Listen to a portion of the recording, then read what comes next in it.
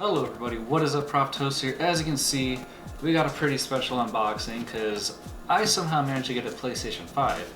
Now I mainly got this because my work was having a bonus program and this happened to be one of the prizes, so I got definitely really lucky on this one. And as you can see, this thing is straight up massive. As you can see, just compared to my size right here behind it. So yeah, definitely really crazy. I can't believe I finally got one of these in my hand. So we're gonna go ahead, unbox it, and check out the console, you know, in person, since it's my first time actually seeing like a physical one. So definitely really cool. So let's go ahead and jump into it. Here we are with the box itself. As you can see, we got our PlayStation 5, we got our 8K, 4K, 120 Hertz HDR, all the goods. And of course, we got the sides, and of course, play like never before. And I actually have to have this pretty decently away just from the camera just because of how freaking huge this thing is. So let me go ahead, get our unboxing knife, and open this up. So I'm gonna go ahead, put this on its side because I think this is just the pretty layer that they keep out here. And of course, here we are, greeted with our big white PlayStation box. So I believe if it's like the PS4 was, it's just gonna open up right about here. Okay, whew, that scared me for a second. The bottom part just dropped for a second. So it looks like, okay, so this comes out in small parts. I thought this was a little bit different, but okay, those are just manuals. Alright, so of course we're greeted with our PlayStation manuals, you know, all the normal stuff people don't usually read.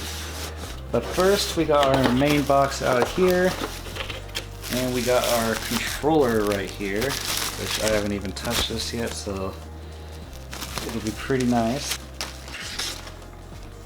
Alright, so here we are, definitely, man, this feels freaking nice. Nice clear buttons. Yeah, definitely pretty cool. Yeah, it looks like it got some battery, and of course we got our new addition, the USB Type-C charging. So definitely nice. We still got the click touchpad, I believe. Should still be a touchpad as far as I'm aware. But yeah, definitely freaking cool. We got these little flat bottoms compared to the PS4, and of course we got our mic. So yeah, definitely really impressed with how they did this controller. So let's go ahead and take a look at what else we have in the box. Trying to put this over here so I don't accidentally drop it nowhere. So of course we're greeted with our HDMI cable. I think you need a special kind of TV for this, but I'm not sure. Well, I think the HDMI 2.1 is the one that you kind of want. And of course we got our power cables. Then right here we got our charging or stand that you can either use it to sit straight up or lay sideways. So definitely pretty cool. It's actually pretty nice. I remember the PS4, if you wanted the stand, you had to pay a little separately for that.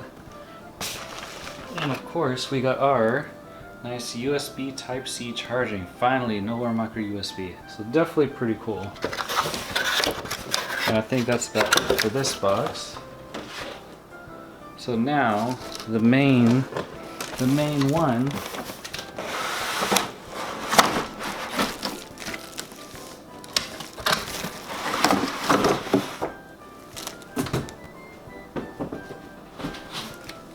Okay, got that box out of the way. So as you can see,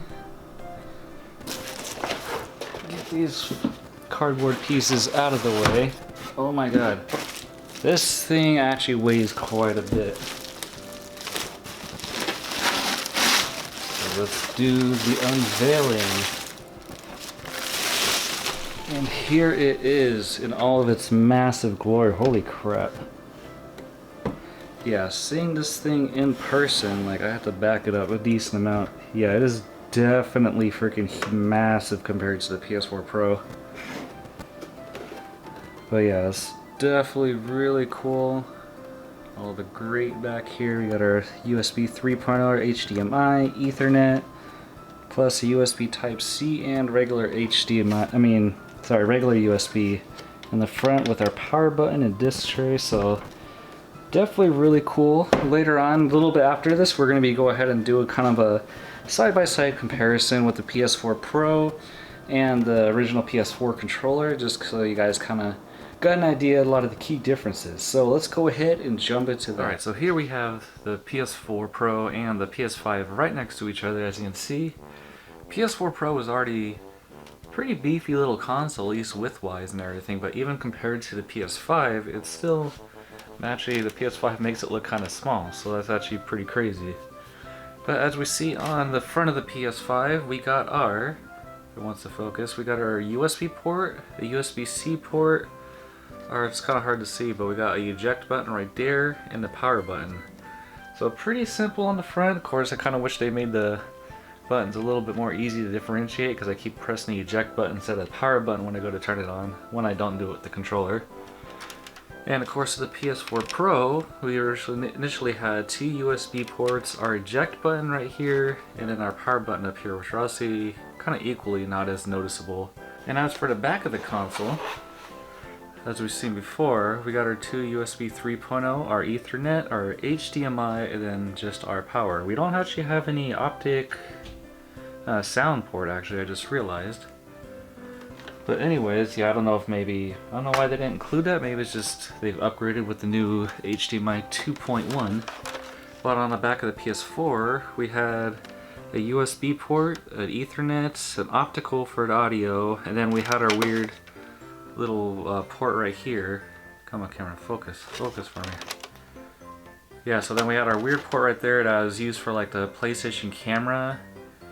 And I think that was it. I could be wrong, but yeah, then we got our HDMI, and as you can see, our power port was a lot bigger on this one. All in all, definitely, like I said, it'll be interesting in a couple, 2 or 3 years to see if this one gets a slim model and everything, and to see like how much smaller do they make it later on. But as for right now, I've had a couple days to use it and stuff, and it's been running pretty quiet. Hasn't really got heat up at all. I mean, I think the loudest thing is when it's installing a disc, and that's about it.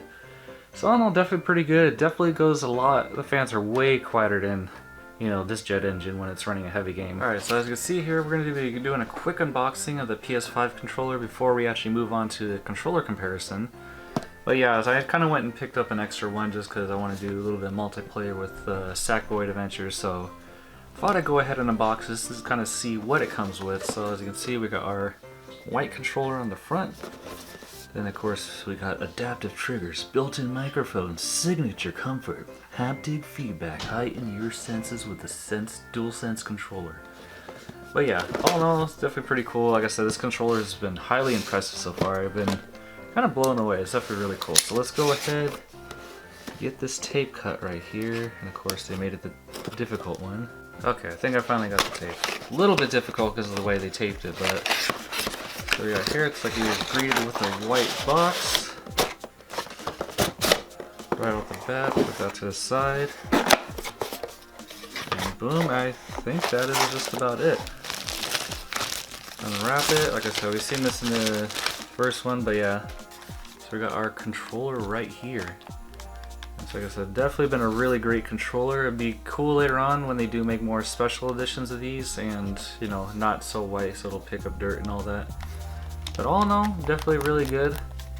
So we got any power? Yeah, we got a little bit of power right out of the box, so not too bad. But other than that, in the package, it's just pretty much an instruction manual. And yeah, no cables or nothing. It's like, hey, you got your own USB Type-C. It's a common cord. We're not giving you an extra. But yeah, other than all, definitely really nice. Alright, so now we're going on to the comparison and everything. So, of course, we got our new DualSense controller.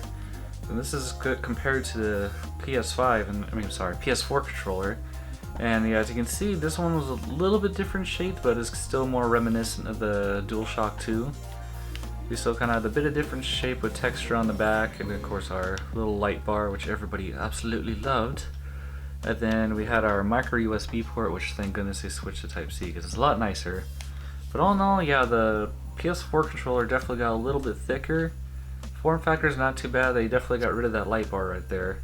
And I feel like the buttons, like this one was kind of more just flat against the surface, so it was kind of like more recessed, but this one's kind of sticking out. It has a lot more clicky to it, so I kind of actually prefer these pause and share buttons right here. So definitely pretty nice. We still got the touchpad with a bit of clicky in there, and we still got the light coming from the sides, except now we actually have a microphone and then our little mute button right here. And just to compare it, I also got my 360 controller. I don't really need to get an Xbox Series X controller because it's pretty much the same thing, but as you can see, definitely they kind of share a little bit of the same form factor a little bit. Xbox is a little bit more wide in terms of this corner right here, as this one kind of slimmed out just a little bit.